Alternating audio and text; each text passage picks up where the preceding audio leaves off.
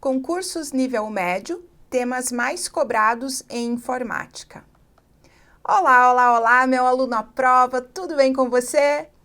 Eu hoje, professora Kátia Quadros, estou trazendo aqui para você quais são os 10 temas mais cobrados em informática quando se trata de concursos de nível médio. Sempre há essa indagação por parte dos alunos, né? O que cai em informática, o que é cobrado, né? O que a banca examinadora pode trazer aí na minha prova, ou seja, o que é que você tem que estudar de informática, né? Os principais temas para nível médio. Então vamos lá, vamos conhecer aqui os 10 assuntos mais cobrados, né, em informática. Gente, primeiro aqui, Microsoft Office Excel, que é planilha eletrônica, né? Então, no Excel, disparado, o que mais cai são as funções, né? Soma, média, PROC-V, C, me ajuda aí, que mais? Soma Cs, média C, conte.C, né? São muitas as funções existentes no Excel e boa parte delas são cobradas, então, nas provas de concursos públicos. Mas não fica só aí. Existem também ferramentas no Excel que são muito cobradas. Você sabe me dizer alguma delas? Então, lá o classificar, o filtrar, a validação, né, congelar painéis, dividir, alguns botõezinhos também, como mesclar e centralizar, eles caem bastante em provas de concurso. Bom, então esse é o nosso primeiro assunto mais cobrado.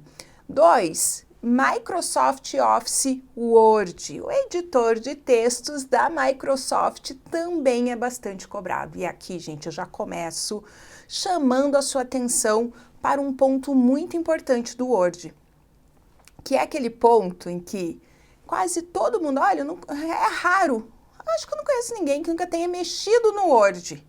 Os alunos que chegam para mim, a maior parte deles já abriram o Word, já fizeram algum texto, alguns até fizeram um TCC, outros trabalham com o Word e muitos nunca abriram o Excel. E aí o que acontece? Esses alunos, eles têm medo, pavor do Excel, planilha eletrônica, e ficam assim super confiantes no Word. E aí o estudo do Word fica ali, ó, desdenhado. Não faça isso, porque pega aí 10, 15 questões de prova, né, do Word e dá uma olhadinha como que é cobrado, se realmente o que você sabe aí como usuário é suficiente para a prova, porque geralmente não é. No Word, você tem que saber o nome das guias, né, lá guia página inicial, guia inserir, guia exibir, referências, layout. Você tem que saber em qual guia estão as ferramentas, os botõezinhos. Essas guias ainda elas contêm grupos. Então, a guia página inicial, por exemplo, tem o grupo fonte, o grupo parágrafo, o grupo editando, né? Tem os grupos. Esses botõezinhos estão distribuídos nessas guias dentro desses grupos. E aí o examinador costuma perguntar: qual guia e qual grupo está, por exemplo, a ferramenta Mostrar Tudo, né? Ou pergunta ainda, qual é o atalho da ferramenta Mostrar Tudo? Então, além de saber guias, grupos, eu falo a carinha do botão, né? A interface ali do botão, você também tem que saber, porque às vezes cai ali a imagem do botãozinho para você dizer qual o nome dele ou o que ele faz. Né? Ainda caem os atalhos, ok? Então, no Word você tem toda essa gama de estudo, né? Todo esse conteúdo, toda essa preocupação, né? Com as ferramentas para você gabaritar essas questões do Word, do editor de textos da Microsoft, ok? Seguindo, 3, sistemas operacionais. Então aqui eu coloquei, né, o logotipo do Microsoft Windows e do Linux. Né? Então, quando se trata de sistemas operacionais, ainda a gente tem muito mais cobrança aí do Windows, né? Principalmente na versão 10, algumas bancas ainda cobram a versão 7, ok? e o Windows 10 ele traz para a gente muitas novidades, mas cai também bastante ferramentas que já vêm lá de trás, de versões antigas, né? Como a parte de copiar e recortar arquivos arrastando com o mouse, você sabe isso? Pois é, a gente trabalha todos esses temas, né, aqui nas aulas do Aprova. No Windows também você tem que cuidar das teclas de atalho, ok? Que também são importantes. E se tratando de Windows 10, as bancas também gostam de cobrar as novidades, né? Então a gente tem lá a Cortana, que é a assistente virtual do Windows, a gente tem o Central de Ações, o Visão de Tarefas, que é um botãozinho na barra de tarefas, tem a lixeira inteligente, tem várias ferramentas novas no Windows 10 e que caem bastante aí em questões de prova. Também, sistema operacional não é só o Windows, né? A gente também não pode deixar de falar aqui do Linux, né? O Linux aqui que eu trouxe o pinguinzinho aqui, que quem já conhece um pouquinho já sabe, né? Olha para ele e fala Linux. Também um sistema operacional que cai de uma maneira diferente em prova, né? Nele são cobrados mais conceitos, né? O que é o núcleo do sistema, o que é o shell, cai também aí os gerenciadores de boot, né? Por exemplo, cai as distribuições do Linux e também os comandinhos, diretórios e comandinhos do Linux. Então, são comandos texto, né? Para você copiar, para você renomear, para você criar um diretório. Diretório é a mesma coisa que pasta, mas no Linux a gente costuma falar diretório. Então, para você criar um diretório, por exemplo, você vai usar o comando mkdir.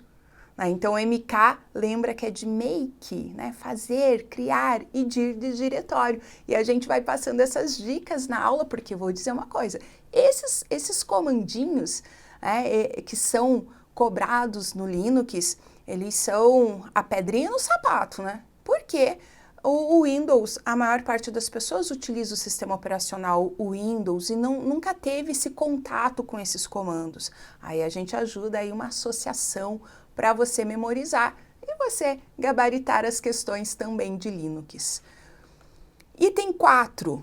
Segurança da informação, cada vez mais importante na nossa vida, conhecer sobre esse tema. Eu nem estou falando de concurso. Agora imagina, você vai trabalhar num banco, no INSS, num tribunal. Você acha que você não tem que saber pelo menos as boas práticas de navegação? Tem que saber, né? Mas além disso, as bancas cobram tanto a parte de defesa, como que você se defende, né? O que você utiliza para se defender, né? E proteger a informação, né? Proteger seu computador, a informação. Então, além das boas práticas, você vai usar aí, você tem que saber de firewall, antivírus, né? Você tem, pelo menos esses assuntos são bem importantes, são os que mais caem. Do outro lado, a gente tem os malwares, que são os programas que causam algum dano ao computador ou ao usuário, como o vírus, o bot, o ransomware, ou worms, são aí vários, né? Os spywares, que são os espiões, que querem roubar o que a gente digita no teclado, cartão de crédito geralmente, né? Senhas, e tem que saber se proteger. Ainda tem os golpes, como o phishing, o farm, a engenharia social, que são golpes aí que sempre estão caindo em prova. Então, segurança da informação é um assunto importantíssimo, desde os conceitos, né, os princípios da segurança da informação, a confidencialidade, integridade, disponibilidade, autenticidade, não repúdio, todos esses conceitos importantíssimos. E digo, é importante para a vida. Né? Aí é algo que você estuda para a vida e para a prova, que é legal, porque você começa a pensar, isso aconteceu comigo, isso assim, e aí você memoriza facilmente para gabaritar as questões da sua prova. Vamos lá para o quinto item. A gente tem aqui as teclas de atalho, gente. eu fui falando ali já no Word, né, e no Windows, para você estudar as teclas de atalho. Sim, tem algumas bancas gostam muito de cobrar teclas de atalho, bastante cobrado mesmo. Então você tem que estudar aí do Word, do Excel cai menos, mas também pode cair. Sistema operacional Windows cai bastante teclas de atalhos, navegadores, né? Então o legal quando você vai estudar as teclas de atalhos de navegadores, se no teu edital está cobrando, por exemplo, 3 navegadores, né? 3 navegadores. Vamos pensar que esteja cobrando o Google Chrome, o Mozilla Firefox e o Edge, que é o navegador do Windows 10, né? O Microsoft Edge. Você vai perceber, quando você começa a estudar, que os atalhos a maior parte deles são os mesmos nos 3 navegadores. Então, eu sempre falo, pega uma folha em branco, sabe uma folha 4? Né? Pega ela ali no modo paisagem, que é aquele modo deitadinho assim, né? Quando a gente estuda o Word, a gente aprende aí o modo paisagem. Divide em 3 coluninhas e coloca lá o nomezinho de cada navegador e depois vai colocando os atalhos, né? Ou, por exemplo, coloca lá histórico, Ctrl H, é nos 3 navegadores. Favoritos, adicionar os favoritos, né? Ctrl D, é nos 3 navegadores. Você vai ver que a maior parte dos atalhos são os mesmos para os 3 navegadores. E isso é legal, essa tabelinha que você faz dos 3 juntos, porque se você for estudar um por um em separado, talvez você nem perceba que os atalhos, a maior parte deles são iguais. E assim você acaba estudando uma vez só. No Word, é bem interessante que a maior parte dos botõezinhos que você posiciona o mouse ali em cima, ele te diz, ele te mostra ali, vai abrir um quadradinho ali escrito o que essa ferramenta faz, bem resumidamente, e o atalho dessa ferramenta. Então, também é uma maneira bem legal de estudar. E não esquece, você vai estudar o Word, você vai estudar Excel, né? O ideal é você ter um computador com esses softwares instalados. Se você não tem, eu sempre falo o seguinte, a gente tem para tudo na vida aquilo que é o ideal para a gente fazer. Nem sempre a gente consegue fazer o ideal, né? Só que quando a gente não consegue, a gente começa com o que a gente tem. Tá? Esse é um segredo, esse é um mantra de vida, leva isso para a sua vida. A gente começa a dar o primeiro passo, eu digo que o caminho se faz enquanto a gente está caminhando. Então começa com o que você tem. Se você não tem um computador para você estudar o Word, o Excel, vai estudando com as videoaulas e com o material. A videoaula já é sensacional por isso, porque eu vou te mostrando ali tudo acontecendo, né? Eu tô dando aula de Word, eu tô te mostrando ao vivo, ali fazendo no Word ali todas as operações, tá? Ok? Bom, seguindo aqui então, número 6, hardware, dispositivos de armazenamento, memórias e periféricos, né? Então essa parte de hardware, o que são os dispositivos de armazenamento, as memórias, os periféricos, né? Então, os periféricos são os hardwares conectados ao nosso computador, como o mouse, a impressora, o monitor, né? Uma câmera, né? Um microfone, todos eles são hardwares que estão conectados ao nosso computador. As memórias, a gente pode falar aí da memória RAM, da memória cache, da memória ROM, as memórias secundárias que a gente utiliza para armazenar os nossos arquivos, né, como o pendrive, o HD, ok? E outros hardwares, como por exemplo o processador, eles são bastante cobrados em prova também. Item 7, os navegadores, que também são chamados de browser, né? Então, os navegadores, esse software que a gente utiliza para navegar na internet, que provavelmente você já acessou, já utilizou um navegador. Então, ele vai cobrar histórico, o que são cookies, os favoritos, a navegação anônima, né, privativa, são conceitos que são cobrados nos navegadores e eles caem bastante. Essa parte de sincronização também de dados também é bastante cobrado, ok? 8. Redes de computadores. Aqui em redes de computadores, você deve estudar a classificação de redes, né, quanto à abrangência. Então, se eu tenho uma rede pessoal, uma rede PAN, uma rede local, uma rede LAN, metropolitana, uma rede MAN ou uma WAN, que é uma rede geograficamente distribuída, né? Então, essa classificação ela cai bastante, a parte de topologias de rede, a parte de hardware de rede também é bastante cobrado, né? Como placa de rede, roteador, né? Tudo são hardwares cobrados quando se fala em redes de computadores.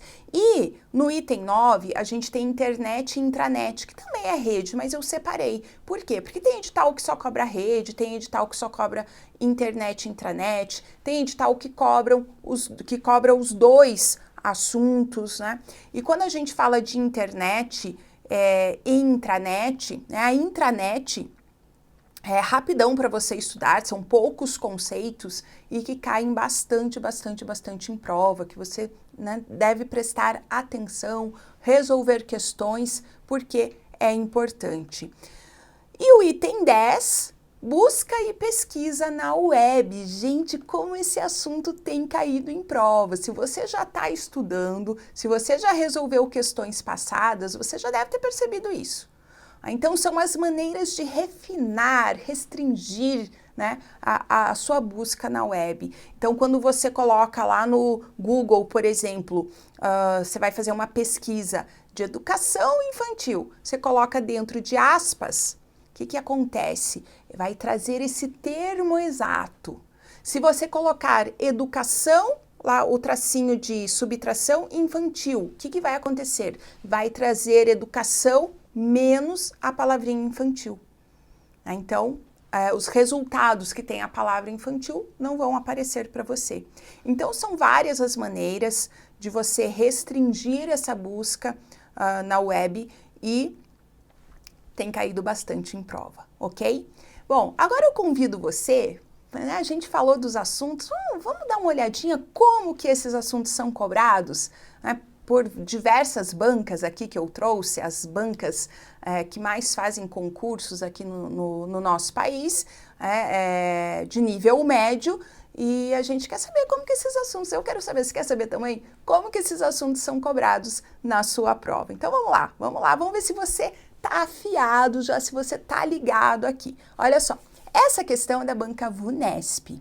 Então, ela fala assim: os navegadores para internet possibilitam que se faça a navegação no modo anônimo.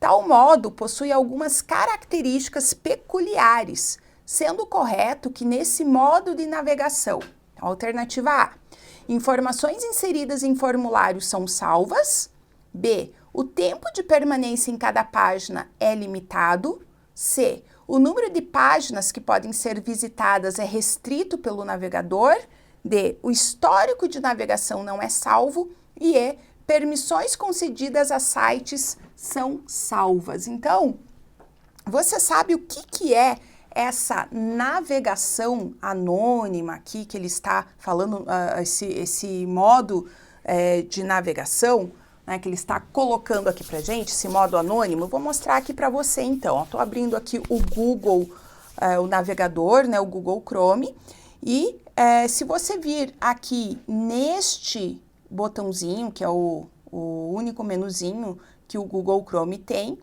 você tem aqui nova janela anônima, ou atalho Ctrl+Shift+N. Percebe que aqui ele já está mostrando para você também alguns atalhos. Vou clicar aqui, estou nesse modo anônimo, olha só, nessa navegação anônima. E aqui, gente, é o melhor lugar para você saber o que essa navegação anônima faz, né? Então, a navegação anônima, ela vai proteger o seu computador, né? Se alguém vir mexer no seu computador, que não saiba o que você visitou. Por quê? Porque o histórico não é salvo, né? Mas, no entanto, se você armazenar favoritos, os favoritos que você armazenou vão continuar ali armazenados, tá? E ela não vai te proteger, vou fazer alguma coisa ilegal no modo anônimo. Não vai adiantar, tá? É só ali no seu computador essa proteção. Então, o provedor sabe o que você acessou, sites que você efetua, por exemplo, o seu login, como o Gmail, né, o Facebook, eles sabem que você se conectou, o seu empregador, né, se você está numa escola, também tem meios de saber o que você navegou. Então, a navegação anônima, olha só, o Chrome não guardará as seguintes informações: o seu histórico de navegação, os cookies e os dados de sites, né? Os cookies não são biscoitinhos não, tá? Os cookies são pequenos arquivos que os sites armazenam nos nossos computadores para reconhecer a nossa visita. Quando a gente volta no site, tem lá, olá, Kátia, se não for você, né? Clique aqui, você navega, você recebe e-mails, você está pesquisando no smartphone, daqui a pouco você recebe e-mail com promoções, enfim, começa a aparecer aquelas propagandas, né? Isso são os cookies, né? E as informações introduzidas em formulários, né? Também não são guardadas, mas a sua atividade poderá continuar visível para os sites que você visita, a sua entidade, empregador ou escola, o seu fornecedor de serviços de internet, conforme eu falei aqui para você. Então, aqui a gente tem a alternativa D, né? O histórico de navegação não é salvo. Vamos lá para mais uma questão? Mais uma questãozinha aqui. Agora é da FCC, a Fundação Carlos Chagas. O que ela fala aqui para a gente? No explorador de arquivos do Windows 10, em português, um usuário selecionou diversos arquivos presentes em uma pasta e, para compactá-los em um único arquivo, clicou com o botão direito do mouse sobre um deles e selecionou no menu suspenso que aparece. Então, aqui ele quer saber, né, ele selecionou aqui, abriu uma pasta e ele quer compactar ali essa pasta, né, em um único arquivo. Então, quando eu acesso aqui o explorador de arquivos, deixa eu abrir aqui pra gente, vou colocar uma pastinha aqui pra gente, só um momentinho aqui. Uma pastinha aqui pra gente. Tô colocando aqui. E vou colocar um arquivinho aqui dentro. Só pra gente saber aqui, olha só. Então, aqui, olha aqui. Explorador de arquivos, né? Teclinha Windows E, abre o explorador de arquivos. Se eu clicar aqui, deixa eu até tirar aqui pro lado para você ir vendo as opções. Se eu clicar com o botão direito, né, no arquivinho ou na pasta, eu tenho aqui o enviar para e aqui pasta compactada. É assim que eu vou compactar um arquivo ou uma pasta, ok? Dessa forma. Então, perceba que aqui a gente tem na alternativa E. Olha só, as opções, enviar para pasta compactada. Esse é o nosso gabarito, então, ok? Próxima questão, da banca VUNESP, uma questão do Excel. No Microsoft Excel 2016 em português e na sua configuração padrão, elaborou-se a seguinte planilha, contendo as atividades a serem desenvolvidas em uma empresa, as descrições dessas atividades e o responsável por cada atividade. Deseja-se inserir na célula D2, então esta célula que está aqui, olha só, uma fórmula que junte os conteúdos das células B2 e C2, que devem ficar separados pelo caractere, aqui um hífenzinho, né? Gerando o seguinte resultado em D2, planejamento tracinho André. A fórmula que se inserida na célula D2 produz esse resultado é. Então, é o seguinte, deixa eu abrir aqui o Excel pra gente, que eu vou te mostrar aqui. Olha só. Vou te mostrar sobre essa fórmula que ele está cobrando aqui. Então, perceba aqui. Vou colocar o meu nome em A1. Se você nunca viu o Excel, nas aulas eu ensino desde o comecinho ali o que é célula, enfim, né? E vou colocar o meu sobrenome em B1. Em D1, eu quero juntar o meu nome e sobrenome. Então, eu vou usar a função concatenar. Uma das maneiras de fazer é usar a função concatenar, né? Então, vou colocar aqui, olha, igual concatenar A1, ponto e vírgula, B1, ok?